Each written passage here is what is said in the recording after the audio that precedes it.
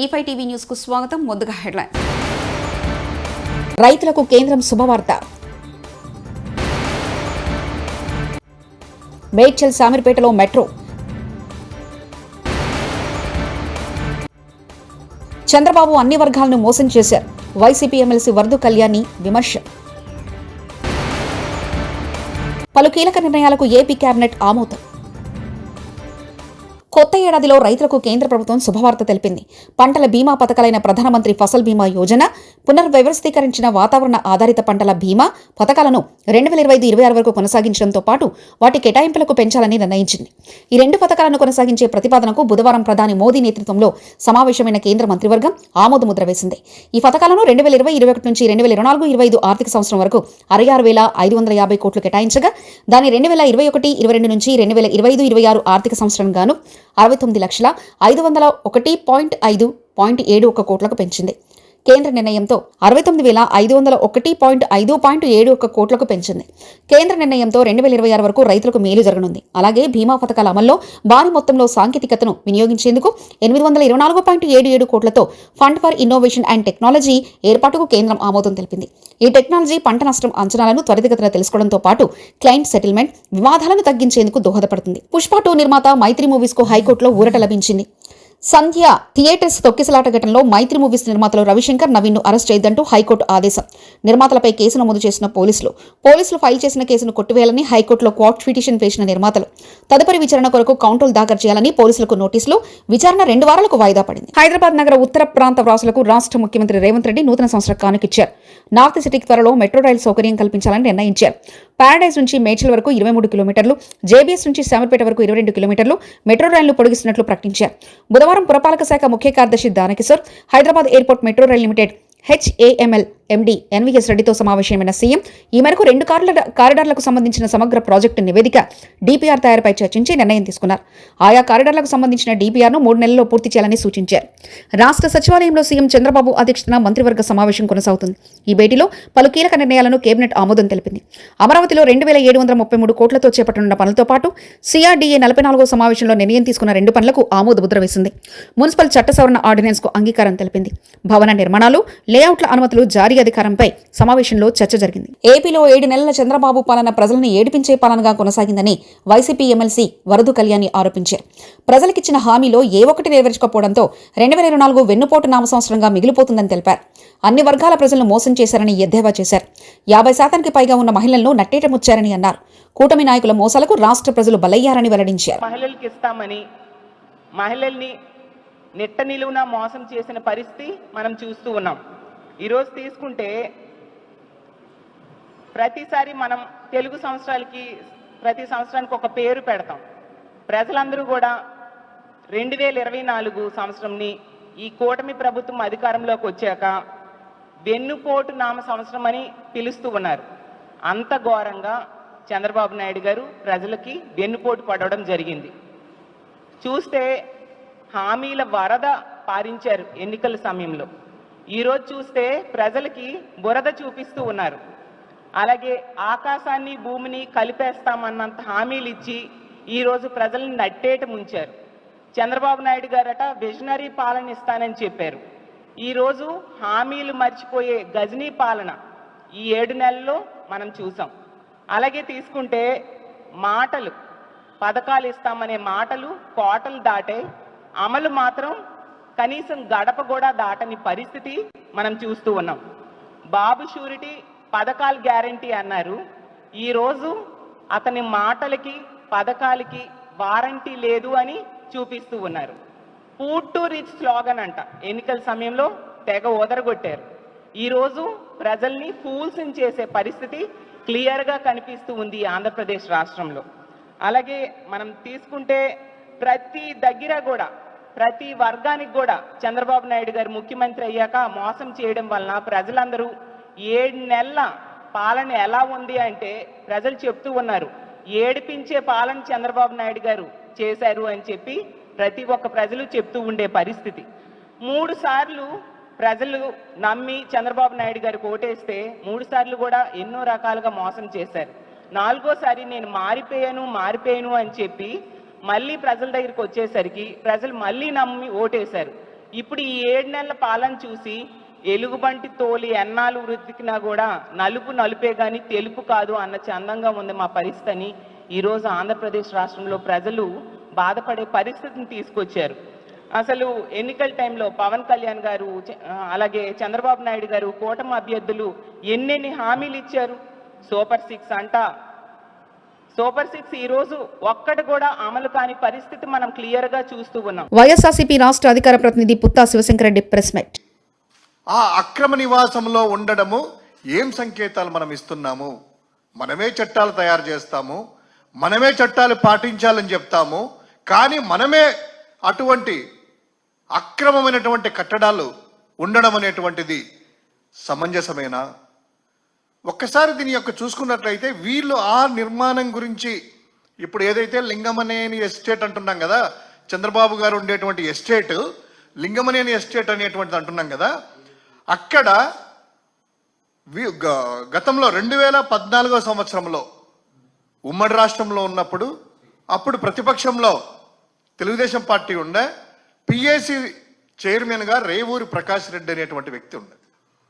ఆ Revuri Prakash PAC chairman, అదేవిధంగా PAC సభ్యులు దేవినేని ఉమామహేశ్వర గారు ఎమ్మెల్యే, అదేవిధంగా బాలవర్ధన్ రావు ఎమ్మెల్యే, అదేవిధంగా ఎమ్మెల్సీ వైబి రాజేంద్ర ప్రసాద్ అనేటువంటి ఈ కమిటీ విజయవాడ సబ్ కలెక్టరేట్లో మీటింగ్ పెట్టుకొని ఈ కరకట్ట వెంబడి ఉండేటువంటి నిర్మాణాలన్నీ కూడాను అక్రమమైనటువంటివి, కాంగ్రెస్ ప్రభుత్వము ఈ విధంగా అక్రమంగా నిర్మాణాలు చేపట్టింది వీరి సహాయంతో అని చెప్పి ఆ సమావేశం పెట్టి తర్వాత కృష్ణా జిల్లా గుంటూరు కలెక్టరేట్లలో వాళ్ళ యొక్క ఆ మెమొరాండమ్స్ ఇచ్చేస్తూ ఇరిగేషన్. తిరుమల శ్రీవారిని పలువురు సినీ ప్రముఖులు దర్శించుకున్నారు.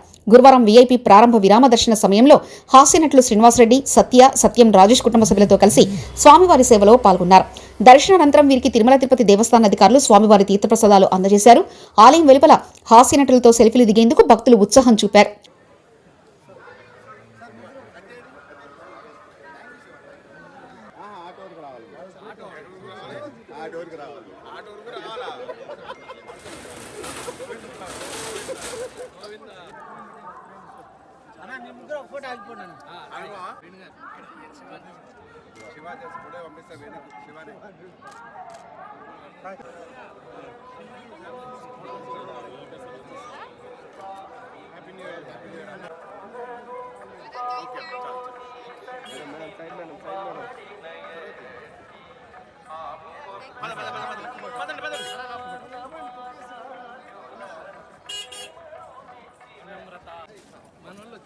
నేరుగా నడుచుకుంటే వచ్చాను, నిలబడద్దండి, నిలబడకుండా వచ్చాను.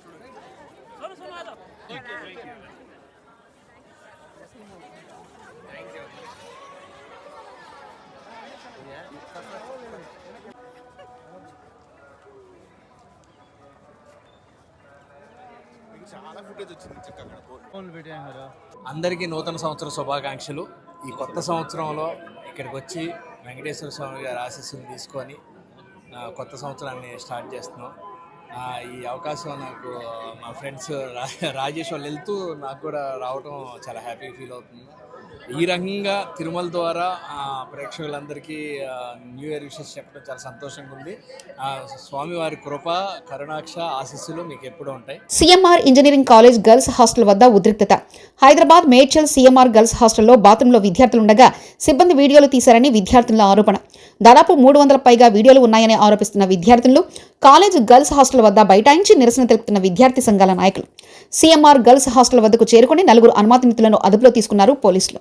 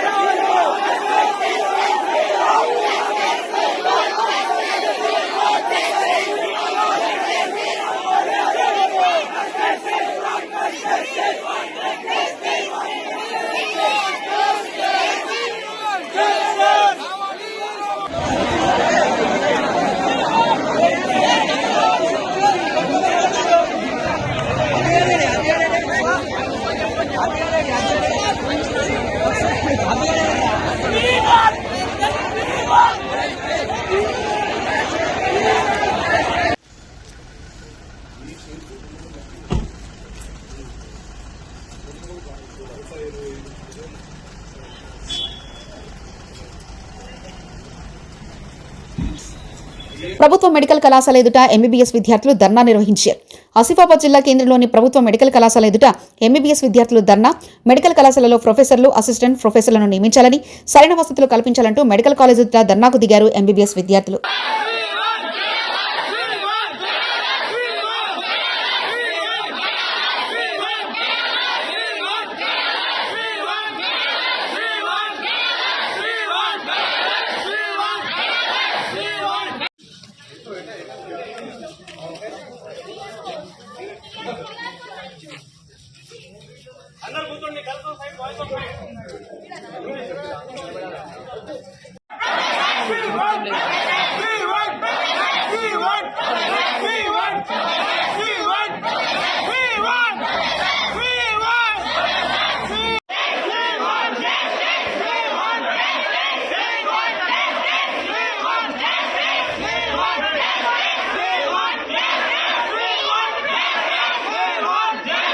శ్రీశైలం ఎడమగట్టు జల విద్యుత్ కేంద్రానికి పొంచి ఉన్న ప్రమాదం. కొద్ది రోజులుగా 0 ఫ్లోర్లో ప్రారంభమైన నీటి లీకేజ్ డ్రాప్ ట్యూబ్ చుట్టూ లీక్ అవుతున్న నీరు ప్లాంట్ అధికారుల సమన్వయ లోపంతో కొరవడుతున్న పర్యవేక్షణ అప్రమత్తం అవ్వకపోతే భవిష్యత్తులో ప్లాంటుకు భారీ నష్టం సంభవిస్తుందని నిపుణులు అభిప్రాయం వ్యక్తం చేశారు. వెంటనే స్పందించి సాంకేతిక నిపుణులతో ప్రత్యేక కమిటీతో విచారణ చేపట్టాలని కొందరు ఇంజనీర్లు వినతి పత్రం అందించారు. జీడిమెట్ల పారిశ్రామిక వాడలో ఘోర అగ్ని ప్రమాదం జరిగింది. తగలబడిన లారీ హైదరాబాద్ జీడిమెట్ల పారిశ్రామిక వాడలోని వాణి కెమికల్ కంపెనీకి ముందు తగలబడిన లారీ హార్డ్వేర్ సామాన్ తరలిస్తుండగా లారీలో ఒక్కసారిగా చెలరేగిన మంటలు. పక్కనే ఆగి ఉన్న మరో హెచ్ఎండ్డబ్ల్యూఎస్ వాటర్ ట్యాంక్ సైతం అగ్నికి ఆహుతి. ఘటనా స్థలానికి చేరుకున్న ఫైర్ సిబ్బంది అదుపులోకి తెచ్చారు మంటలు.